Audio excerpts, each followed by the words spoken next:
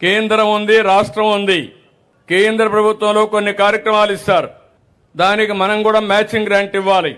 100 రూపాయలు ఉంటే కేంద్రం కొన్నిటికి 90 ఇస్తారు, కొన్నిటికి 40 రూపాయలు ఇస్తారు, కొన్నిటికి 50 రూపాయలు ఇస్తారు. దానికి మిగిలింది మ్యాచింగ్ పెట్టి దాన్ని ఉపయోగించుకుంటే మన ప్రజలకు లాభం వస్తుంది. ఇలాంటి 94 కార్యక్రమాలుంటే 94 కార్యక్రమాల్లో వచ్చిన డబ్బుల్ని గత ప్రభుత్వం డైవర్ట్ చేసేశారు, వేరే దానికి వాడుకున్నారు. అసలు వీళ్ళు డబ్బులు పెట్టలేదు, లెక్కలు ఇవ్వలేదు. ఇవ్వకపోతే కేంద్రం నేను పోతే ఈ లెక్కలు లేకపోతే మేమేం చేయలేమంటే దగ్గర మీరు ఒకసారి చూస్తే 9,371 కోట్ల రూపాయలు ఖర్చు పెట్టి కేంద్రానికి మళ్ళా యూసీసీ ఇచ్చి మళ్ళా డబ్బులు రిలీజ్ చేయించే పరిస్థితికి వచ్చాను. దీంట్లో 73 ఇప్పటికే సరిచేశాం.